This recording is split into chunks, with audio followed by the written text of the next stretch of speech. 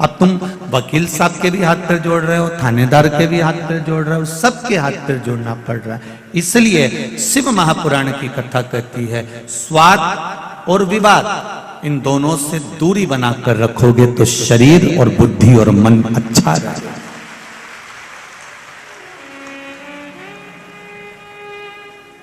ये मन बुद्धि, ये चित्त, ये वृत्ति आपकी ठीक रहेगी। आप जितना मन को अच्छा कर सकते हो तो विवाद से दूर रहिए।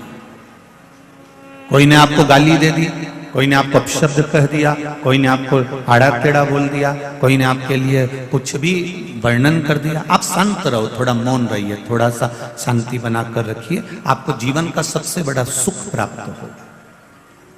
मेरे भोलेनाथ, मेरे शंकर, मेरे देवाधिदेव महादेव फालतू के विवाद में पड़ते ही नहीं थे।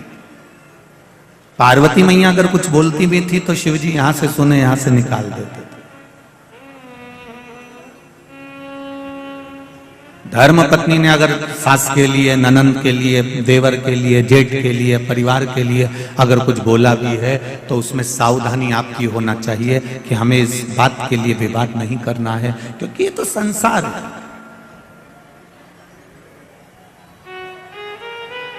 संसार का मतलब ही होता है जिसका कोई सार ही नहीं है। आए हो और जाना है। माता के गर्भ से जन्म लिया था, नग्न अवस्था में थे।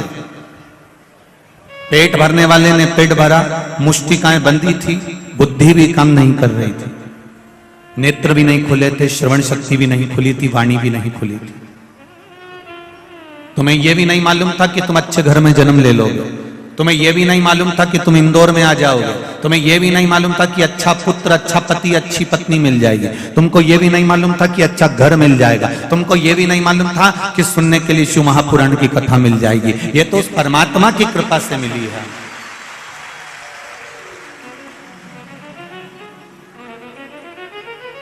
जब भी किसी मांगने वाले को देखो, जब भी किसी भिक्षुक को देखो, जब भी किसी 3 बत्ती 4 बत्ती चौराहे पर जाओ, राजवाड़ा के चौराहे पर जाओ, पलासिया के चौराहे पर जाओ, आप चाहे सपना संगीता चौराहे पर जाओ, जिस चौराहे पर जाओगे और वहां कहीं कोई मांगने वाला अगर तुम्हारे कांच को बजा रहा है और तुम देख रहे हो कि यह मांगने वाला मांग रहा है, उसको देखकर उसी समय पर तुम कुछ देव ना देव वो तुम्हारे ऊपर है, पर महादेव को धन्यवाद जरूर देना कि तूने मुझे यहां खड़ा नहीं करा।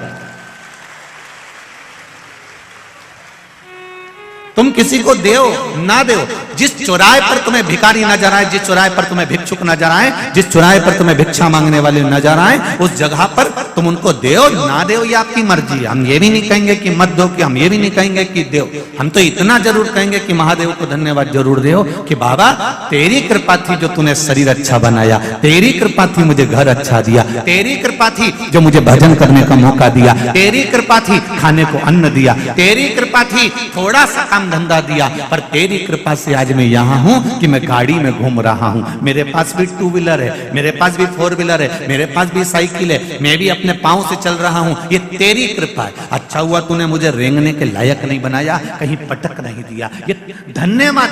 जब जब भिखारी नजर आए और भीख मांगने तुम्हारे कांच बजाए, उस जगह पर तुम देओ ना देओ पर उसको धन्यवाद जरूर देना कि तेरी कृपा से यहां बैठा हूं।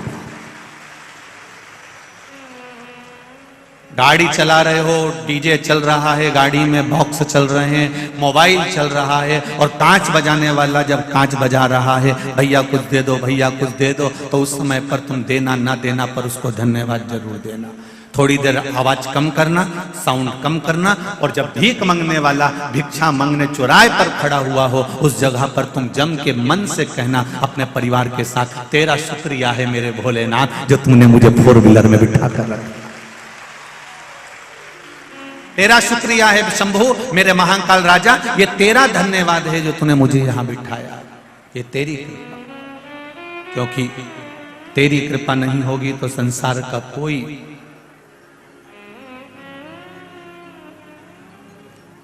सुख नहीं मिल सकता। तेरी दया है इसलिए आज मैं यहां बैठा हूं, तेरी दया, तेरी करुणा, तेरी उदारता है जो मुझे यहां मिला है, ये तेरी कृपा है।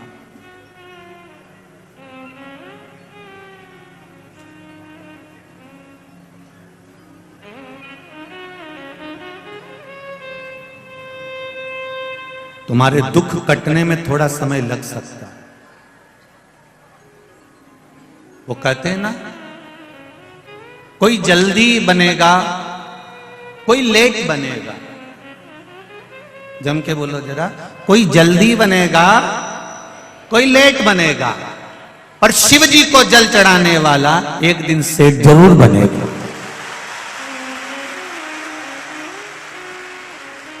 निश्चित है। वो लंका का राजा रावण राक्षस, असुर प्रवृत्ति का, जब उसे सोने की लंका मिल सकती है, एक चोरी करने वाला चोर शिव जी के मंदिर में चोरी करने आया शिवरात्रि पर, उसने अपना कपड़ा निकाल के जला के आग लगा के उजाला कर कर चोरी का सामान देखा, और शंकर जी उसे कुबेर बना सकते हैं। एक मृगा करने वाला, हिरण को मारने वाला, पेड़ पे चढ़कर रात भर अपने बच्चों के पेट भरने की तैयारी करता है। रात भर बेलपत्री के पेड़ से बेलपत्र गिरती है, पानी की छाजल में से बूंद बूंद पानी गिरता है, और नीचे पड़े कंकर पर वो जल चढ़ता गया, और शिवरात्रि के दिन शंकर जी प्रकट होकर उसका भंडार भर देते हैं। ये शिवरात्रि की कथा। किसी को लेट मिलेगा, किसी को बोलो बोलो जल्दी मिलेगा, पर मेरे महादेव को जल चढ़ाने वाले को एक दिन सेठ पद जरूर मिलेगा। ये निश्चित है, वो मिलेगा।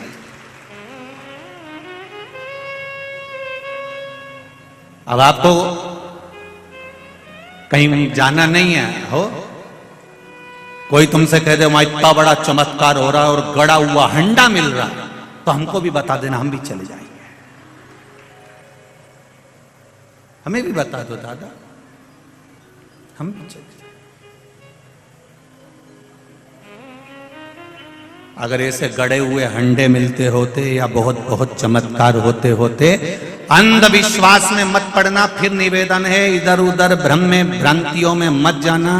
अगर ऐसे गड़े हुए हंडे मिलते होते तो ये जितने भी यहां बैठे हैं ना, ये एक कथा नहीं सुनते और वह हंडे वाले के यहीं पड़े होते। और हम भी काय को कथा बाजते, वहीं नहीं बैठ जाते। और ये इतने सारे भाई लोग सेवा कर रहे हैं, चाहे पुलिसकर्मी हो, चाहे गवर्नमेंट वाले हो, चाहे नगर निगम वाले हो, चाहे कैमरे वाले हो, चाहे साउंड वाले हो, चाहे ये म्यूजिशियन हो, चाहे जितने भी यहाँ बैठे, काय को ये टाइम बर्बाद करेंगे भैया हंडे वाले के पास बैठे रहेंगे कि वो थोड़ी देर में कुछ घुमाएगा और निकाल के दे देगा।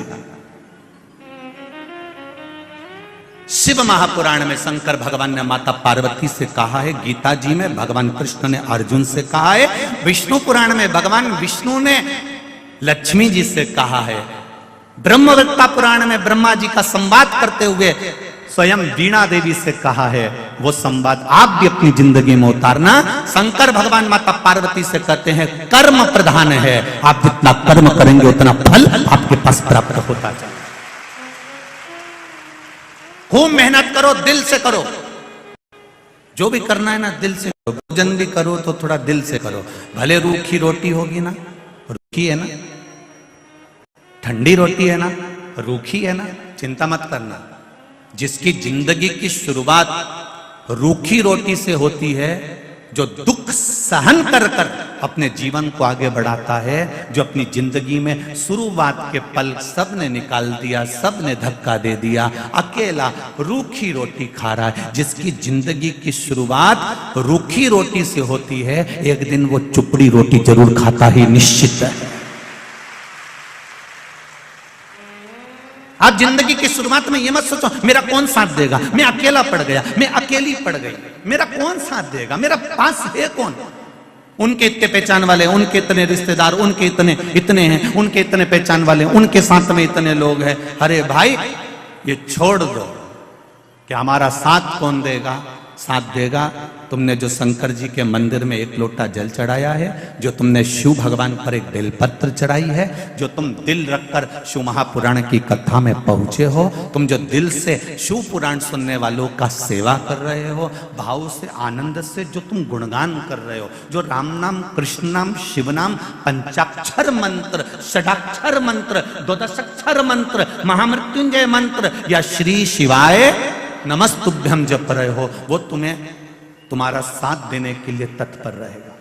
जिस समय पर द्रौपदी का चीर खींच रहा था, गुरु द्रोणाचार्य भी बैठे थे, भीष्म पितामह भी बैठे थे, उनके पति भी बैठे थे, धृतराष्ट्र और गांधारी भी बैठे थे। ऐसा कौन था जो नहीं बैठा था? सब उस सभा में बैठे हुए थे और रोई द्रौपदी, सबके सामने जाकर रोई। गुरु द्रोणाचार्य से बोला, मैंने आपसे गुरु मंत्र लिया है, तुम मेरे गुरु हो, तुमने मुझे गुरु दीक्षा दी है, मेरा चीर खींच रहा है, ये मेरी साड़ी खींची जा रही है, तुम कुछ नहीं बोलोगे? साड़ी देख कर भी गुरु भी कुछ नहीं बोले और पांडव भी कुछ। इतना बड़ा वीर बैठा हुआ था भीम, इतना बड़ा बड़ा योद्धा बैठा हुआ था उस सभा में। भीम जैसे योद्धा भी बैठे हैं, अर्जुन जैसा धनुष चलाने वाला भी बैठा है, तीर चलाने वाला भी बैठा है, विद्वानों में विद्वान धर्मराज युधिष्ठिर तक बैठे हुए थे, नकुल सहदेव तक बैठे हुए थे। सब साड़ी देखते रहे पर कोई बचाने नहीं आया। अंत समय में फिर मेरे भगवान को आना पड़ा। उसी तरह जैसे भीम, अर्जुन, नकुल, सहदेव, युधिष्ठिर, भीष्म पितामह और धृतराष्ट्र, गांधारी, गुरु द्रोणाचार्य जितने थे ना, सब साड़ी देख रहे थे पर बचाने कोई नहीं आया। उसी तरह अंत अवस्था में पलंग पर पड़े रहोगे, सब नाड़ी देखते रहेंगे पर बचाने कोई नहीं आएगा। साड़ी देखने वाले भी बचाने नहीं आए और नाड़ी देखने वाले भी बचाने नहीं आए। अंत समय में केवल मेरा देव अधिदेव मां आएगा। अंत समय परमात्मा की ओर जाने में देरी मत करो। कितना विश्वास है आपका? जितने लोग इस पूरे ग्राउंड में बैठे हुए लाखों की संख्या में, इससे डेढ़े पूरे ग्राउंड के चारों तरफ बाहर बैठकर ओटलों पर कथा सुन रहे हैं। जितने अंदर हैं उससे डेढ़े बाहर।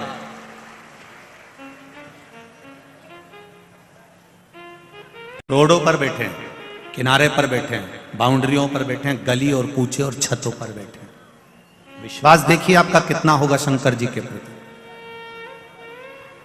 और बिल्कुल देरी मत करना, शिव के द्वार जाने में देरी नहीं होना चाहिए।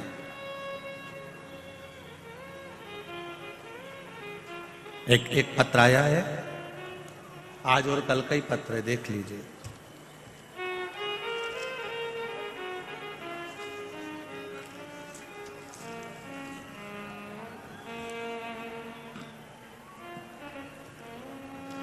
सरिता ओम प्रकाश जायसवाल, खजराना मंदिर के नजदीक इंदौर। मेरा मोबाइल नंबर ये लिखा हुआ है। कहीं बैठी हैं सरिता जी? ओम प्रकाश जायसवाल, सरिता ओम प्रकाश जायसवाल कहीं बैठी हो तो हाथ हिलाइएगा। दिख गई क्या? दोनों हाथ इस तरह से हिला दो, अगर कहीं बैठी हो तो दिख जाएंगे। हाँ दिख गए हो, दिख गए। ठीक है, श्री शिवाय नमस्ते। सरिता जी आपने लिखा है, बखान क्या करूं मैं बाबा, कल मैं कथा सुनने आई थी। कल मैं कथा सुनने आई थी और मैं जिस चीज का बरसों से इंतजार कर रही थी वो मेरे साथ में कल हुई। गुरुजी, मेरी बाबा की कृपा से 4 साल पहले जो इंटरव्यू दिया था उसका रिजल्ट कभी नहीं आना था, पर बाबा की कृपा से मेरी रेलवे की नौकरी का रिजल्ट कल कथा सुनने पर यहां से जाते समय आ गया। यह पत्र है सरिता जी, ओम प्रकाश जायसवाल, खजराना, इंदौर। मोबाइल नंबर भी आपने दिया है, आपको बहुत बहुत धन्यवाद। बैठिए दीदी। श्री शिवाय नमस्तुभ्यम। बाबा की कृपा, मेरी रेलवे की जॉब का ऑर्डर, नौकरी का ऑर्डर कल आ गया। गुरुजी मैं कथा सुनकर जा रही थी और बाबा ने मेरा हाथ पकड़ लिया। ये शिव है, ये शंकर है।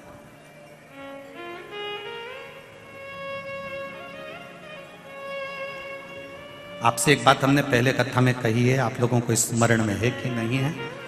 शिव कथा में जाओ,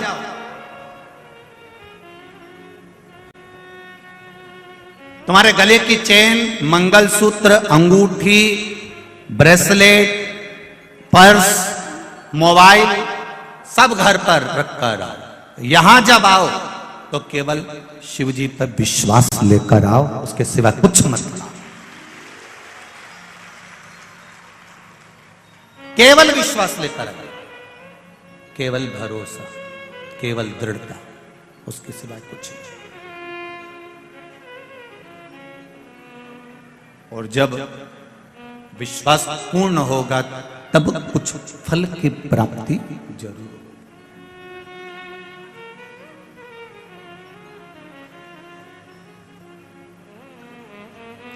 कथा सुनने आते हो और कहते हो कि हम तो भगवान पर पूरा विश्वास लेकर आए हैं, पूरा भरोसा लेकर आए हैं और कथा सुनने आए हैं।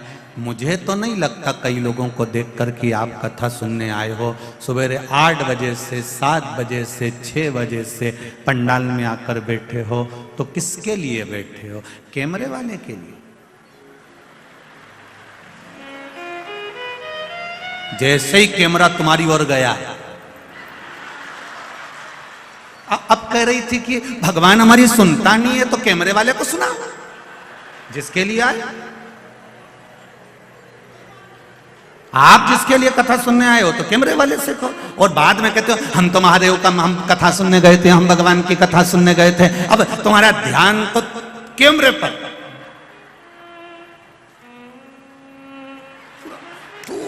तुरंत बस उसने कैमरा उधर करा और तुम्हारा ध्यान गया और तुमने तुरंत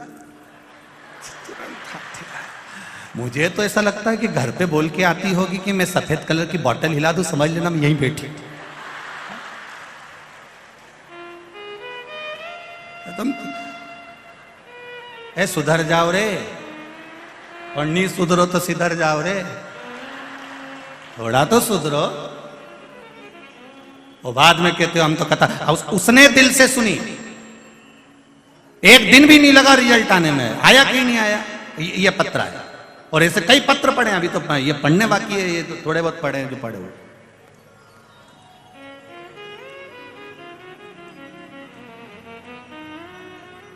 काय को टाइम बर्बाद करो रे, सुबह 9 बजे से घर से आ जाओ फालतू का, एक कैमरा वाला का चक्कर में आओ जबरदस्ती का। कौन के तुमको कि इनके देख के टाइम बर्बाद करो। कथा सुनना है तो दिल से सुनो, इशारा तुम्हारा नहीं होना चाहिए, इशारा मेरे महादेव का होना चाहिए, तो कथा का तो मतलब की कथा नहीं तो जरा से में कैमरा उन्नंग गया तुरंत कहा मतलब कैसा। शंभो शरण पड़ी मांगू घड़ी दुख काटो दया करी दर्शन आपो। एक माता ने पत्र में लिखा है, मैंने जो कथा वहां हुई थी पटवारी जी वाली, उस कथा को सुना था। उसमें मैंने बाबा से मांगा था कि बाबा मेरी बेटी का शादी नहीं हो रहा है, हम बड़े तकलीफ में थे गुरुदेव, सारे को दिखाया, कहीं बेटी का संबंध नहीं जम पाया।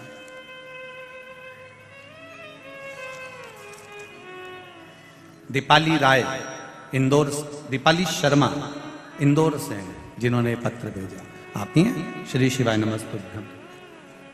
गुरुवार पिछली बार आप इंदौर जीतू पटवारी जी की कथा में जुलाई के महीने में आए थे।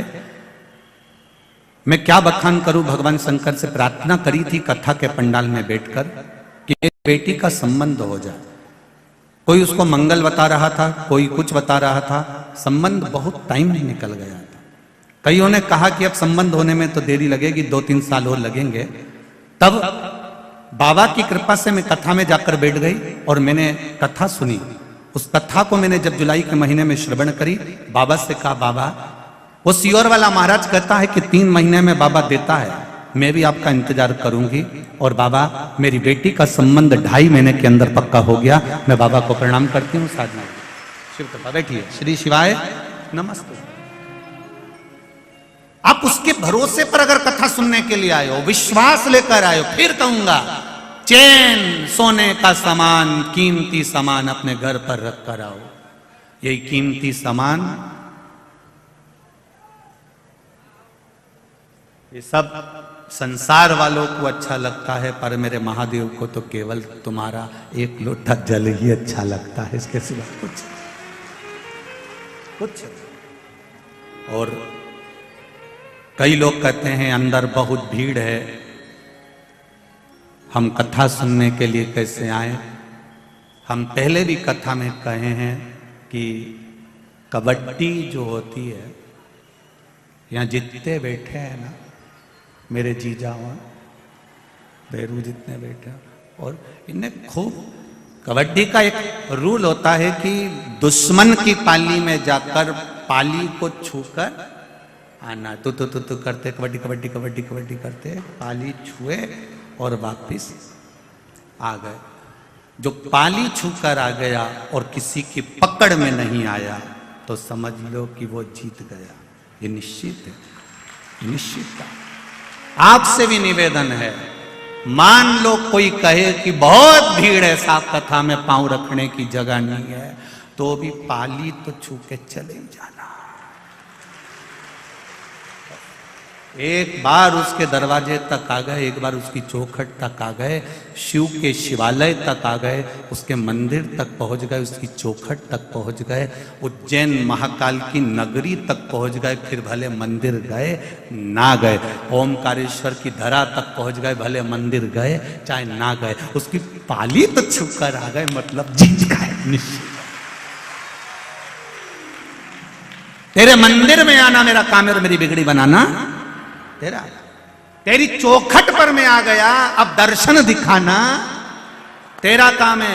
कभी एयरपोर्ट जाना, फ्लाइट में बैठने के लिए जाओगे और अंदर जाकर एक बार तुमने तुम्हारी एंट्री कर ली, उसके बाद में तो एयरपोर्ट वाले तुमको ढूंढेंगे फ्लाइट में बिठाने के लिए कि दादा गया कहाँ, और तुम जाओ और बाथरूम में छुप के बैठ जाओ, मत मिलो। और 25 बार अनाउंस करेगा, भेरू ओ भेरू, ने बार बार कहेगा कमला भाई किनांग है, ओके बुलाओ, ओके हवाई जहाज में बिठाना।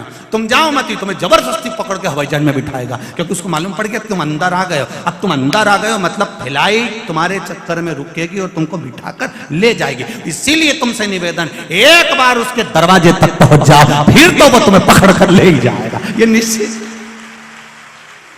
तुम जाओ तो एक बार उसकी चौखट पर, तुम जाओ एक बार उसके दरवाजे तक, तुम जाओ एक बार उसके मंदिर तक, तुम जाओ एक बार महाकाल की नगरी तक, तुम जाओ ओंकारेश्वर तक, तुम जाओ उसकी चौखट तक, तुम जाओ उसकी शिव पुराण तक। वो तुम्हारे द्वार पर पहुंचेगा तुम्हारे दुख को मिटाने के लिए, भक्ति की अविरल भक्ति तुम्हें देने के लिए।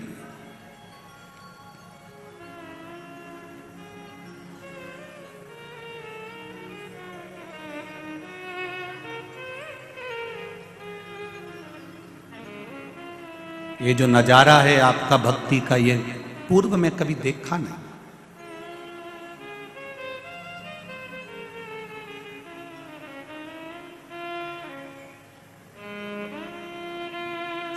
आज संपूर्ण मध्य प्रदेश के ज्योतिष आचार्यों का संघ हम जहाँ ठहरे हैं वहां मिलने पहुंचा था। सभी विद्वत ब्राह्मणों को नमन करता हूं, सभी ज्योतिष आचार्यों को। सारे ज्योतिष आचार्य, मध्य प्रदेश ज्योतिष आचार्य का संघ जब वहां पहुंचा, बुजुर्ग ब्राह्मण जनों का जो भाव था, उन्होंने एक शब्द बड़ा सुंदर कहा, गुरुदेव महाराज मिश्रा जी, हमारी पूरी जिंदगी निकल गई, कई मंदिर ऐसे थे जहां पर जाले लगे होते थे, पर आज उन मंदिरों में भी लोग लाइन लगाते हैं, ये शिव की कृपा, ये शंकर की उदाहरण। ऐसा नहीं है कि पुराने समय में कथा नहीं होती थी, कथा बहुत होती थी। पहले कथाकार भी बहुत बड़े, कथाएं भी बहुत बड़ी, कथा भी खूब हुई, भीड़ भी खूब बड़ी। ऐसा नहीं कि भीड़ नहीं बड़ी, पहले कथाओं में भीड़ भी बहुत बड़ी, कथाएं भी बहुत बड़ी, कथाकार भी बहुत बड़े, आयोजन भी बड़े से बड़े हुए, पर एक काम पीछे रह गया था, लोग मंदिर तक नहीं जा पा रहे थे, और शिव महापुराण ने उनको वहां तक पहुंचा दिया, मंदिर तक। और यही करना कुछ नहीं है। तुम्हारे बेटे को तुमको एनर्जी देना है कि बेटा कर्म करो, पढ़ाई करो, आगे मंजिल तक वो पहुंचाएगा। इंटरव्यू देने तो जाओ, परीक्षा में तुम पढ़ाई करके तो जाओ, खेत में बीज तो बो, कुआं खोदो तो सही, जाओ थोड़ी मेहनत करो, फल जरूर मिलेगा। एक ताला और एक चाबी तुम्हारी ही है। ताला तुमने घर में लगा दिया, चाबी तुमने अपने पास में रख ली। रोज रोज ताला खोलोगे तो वो चाबी लग जाएगी, और ताला लगाए हुए 4-6 साल हो जाएंगे, 8 साल हो जाएंगे। उसके बाद में जाके चाबी लगाओगे तो लगेगी क्या?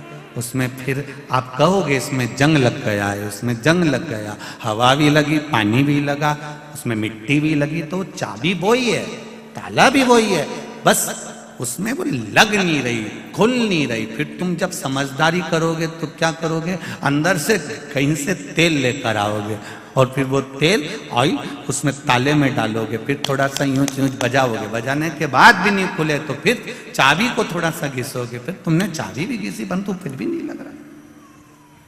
तो किसी ने कहा एक काम करो रे, एक डब्बा में घासलेट को तेल भरी लो, और घासलेट का तेल भर के ये ताले को उन्हें डुबई दो। जब ताला घासलेट में डूब जाएगा, और डूबने के बाद फिर अपन इसके थोड़ा सा खटखटाएंगे, उसके बाद चाबी लगाएंगे तो लग जाएगी। फिर उन्हें यही किया ना, डब्बा में घासलेट लाई नहीं, उन्हें ऊपर डुबो दिया, और डुबोने के 15-20 मिनट बाद चाबी लगाई, ताला खुल गया। बस ये मन ताला है और भक्ति की चाबी है, इसको खूब लगाओ। इस मन में जब काम, लोभ, आसक्ति, वासना और तृष्णा जम जाती है तो ताला खुलता नहीं है, ये मन भगवान तक जाता नहीं है, खुल ही नहीं पाता। इसको बचपन में भी परमात्मा के पास ले जाओ, इसको जवानी में भी परमात्मा के पास ले जाओ, इसको अधेड़ी में भी परमात्मा के पास ले जाओ, इसको बुढ़ापे में भी भगवान के पास ले जाओ। कोई ये सोचे कि अभी कोई हमारी उम्र है, आराम से जाएंगे भगवान के पास। अभी कोई हमारी उम्र है, बचपन में भगवान का भजन कोई करता है, जवानी में कोई भगवान का भजन करता है, अधेड़ी में कोई भगवान का भजन करता है, तो समझ लेना ताले में जंग लग गई, फिर ये चाबी से नहीं खुलने वाली। फिर क्या करना पड़ेगा? तो क्या ये ताला नहीं खुले, ये मन, अगर ये चाबी, भक्ति की चाबी से ये मन नहीं खुल रहा है, ये मन परमात्मा तक नहीं जा रहा है, तो फिर शिव महापुराण में ले जाके इसको डुबकी लगवा दो, फिर ये मन पूरा की पूरा खुल जाएगा, ये निश्चित। इसको खोलना पड़ेगा।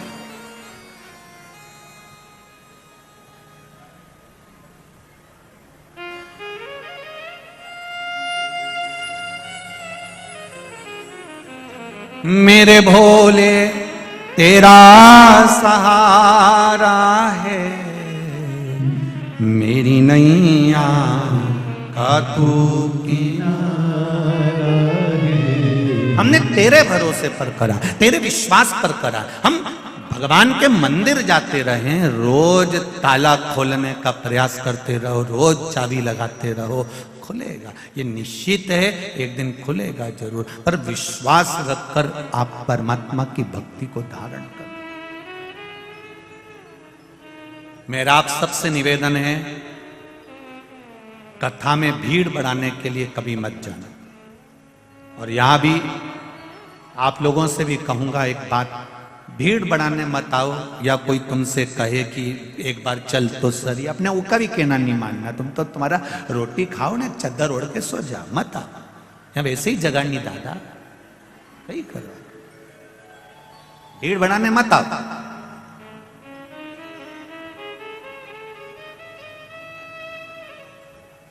यहां भीड़ बढ़ाने की जरूरत नहीं है, यहां तो देव अधिदेव महादेव के पास आओ तो अपनी पीड़ा सुनाने आओ कि मेरे जीवन में ये दुख है बाबा, और मेरा विश्वास कहता है सारे दुखड़े तू हर गया डमरू वाले, तो मेरे दुख को देख कर क्यों डर गया डमरू वाले, तू मेरे दुख काटेगा ये निश्चित। उसके पास में आओ तो दिल से आओ। शिव मंदिर में जाना तो दिल से जाना, शंकर भगवान की चौखट पर जाना तो दिल से जाना।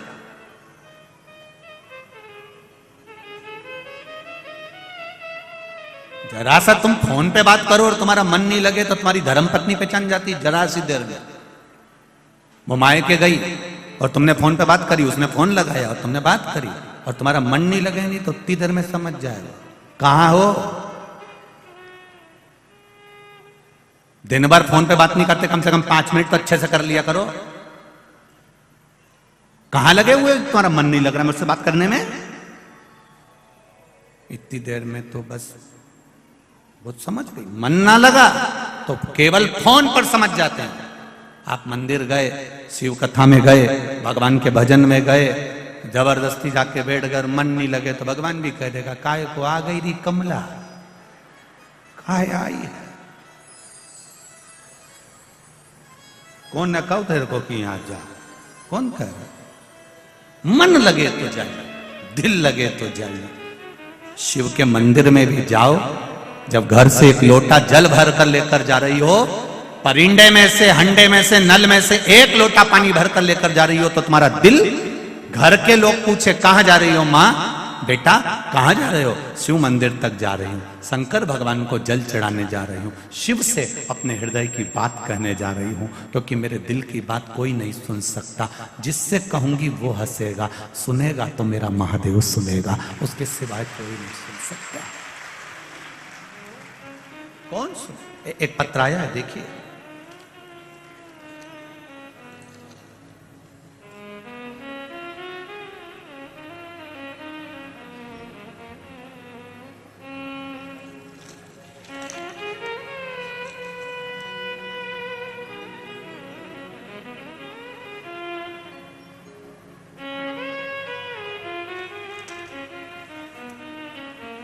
मैं कैलाश ममताबाई सीखी, ग्राम भीकुपुरा, पूजापुरा, तहसील बागली, धारा जी के निवासी हूं। कहीं बैठी हो तो हाथ हिलाइएगा, कहीं बैठी हो तो दोनों हाथ, आप ही हैं? श्री शिवाय नमस्तुभ्यम, दोनों हाथ हिला दो। हर हर महादेव। गुरुजी, शिव की महिमा का और आप क्या वर्णन करूं। मेरा लड़का 15 वर्ष का है, जिसको लीवर में इन्फेक्शन हो गया था। उसको मैं एप्पल हॉस्पिटल इंदौर लाया, जहां डॉक्टरों ने जांच करने के बाद उसके बचने की कोई उम्मीद नहीं बताई। कह दिया आप इसको घर ले जाओ। फिर उसकी रिपोर्ट लेकर 2-3 बड़े अस्पताल में हम बताने गए। सभी डॉक्टरों ने मना कर दिया कि इसका लीवर काम करना बंद कर दिया है, कुछ दिन बिल्कुल डैमेज हो चुका है, इसका लीवर बिल्कुल काम नहीं कर रहा, शून्य पर आ गया और ये अंतिम पड़ाव पर है, जाएगा। विशेष जुपिटर अस्पताल जो कि 3 इमली इंदौर में है, वहां पर भी गए और डॉक्टरों से बोला कि आप एडमिट तो करो, कम से कम मेरे बच्चे को देखो। तो भर्ती करने का मना कर दिया। भर्ती करने के फिर हमने जब बोला, तब जाकर बाबा की कृपा से उनको भर्ती करने के जांचें शुरू हुई। डॉक्टर ने बोला इनका लीवर खत्म हो चुका है, जिसका कोई इलाज नहीं है, आप पैसे बर्बाद मत करो, आप इसे घर ले जाओ, इसे कोई भी डॉक्टर नहीं बचा सकता। फिर मेरी पत्नी रात 10 बजे डॉक्टर के पास गई और बोली आपने अपना काम किया है, बाबा से विनती करती हूं मैं, आप इसका थोड़ा तो इलाज करो, मेरे बच्चे को बचा लो, 15 साल का है। काम करने, डॉक्टर कहते हैं हमें अपना काम करने दो, आपको जो करना है करो, हम 2-1 दिन रखेंगे, बाकी इसको छोड़ देंगे। फिर मैं बाबा की कृपा से मेरी सहेली को मैंने फोन किया, फिर उसने मुझे सीहोर का रुद्राक्ष दिया। वो रुद्राक्ष हमने जल गलाया, शिव जी को जल चढ़ाना प्रारंभ करा। शंकर पर चढ़ा हुआ जल लेकर आई। डॉक्टर ने मना कर दिया था कुछ देने से, हमने आधी चम्मच से भी आधी चम्मच उसको डॉक्टर से हाथ जोड़कर उस जल को उस बच्चे को श्री शिवाय नमस्तुभ्यम का मंत्र बोलकर पिला दिया। आप पर्चा टीवी पर भी पढ़ सकते हैं। सुबह 8 बजे की रिपोर्ट आई और 8 बजे की रिपोर्ट में उसमें जो वहां माइनस में जा रहा था लीवर, पूरा डैमेज की ओर था। तब हमने आधी चम्मच जब पानी पिलाया तो फिर शाम को 9 बजे रिपोर्ट आई। डॉक्टर ने कहा इस बच्चे का लीवर काम करना प्रारंभ कर दिया है और 40% ठीक हो चुका है। जब 40% ठीक हो गया, फिर हमने रुद्राक्ष को पानी में गलाया, फिर शिव जी को चढ़ाया और फिर पानी पिलाया। डॉक्टर ने 4 दिन के अंदर, हमारे उन डॉक्टरों को भी धन्यवाद देती हूं जिन्होंने 4 दिन के अंदर मेरे बेटे का लीवर 100% काम करना प्रारंभ कर दिया और मेरा बच्चा स्कूल जाने लगा, छुट्टी हो गई। हम बाबा को धोख लगाने प्रणाम करने के लिए आए हैं। तेरी कृपा बिना कुछ नहीं हो सकता मेरे महादेव। मैं कैलाश गहलोत, मोबाइल नंबर मेरा ये है और बाबा की कृपा से हम प्रणाम। अब ठीक है बाबू, श्री शिवाय नमस्तुभ्यं। बैठिए। हर हर महादेव। तेरी कृपा बिना न हिले एक भी अणु, लेते हैं श्वास तेरी कृपा से तनु। हम फिर कहेंगे, कथा सुनने आप लोग आए हैं, भले आपको 4 घंटे लग रहे हो, 5 घंटे लग रहे हो, पर उसके द्वार पर जाकर आप कथा सुन रहे हो।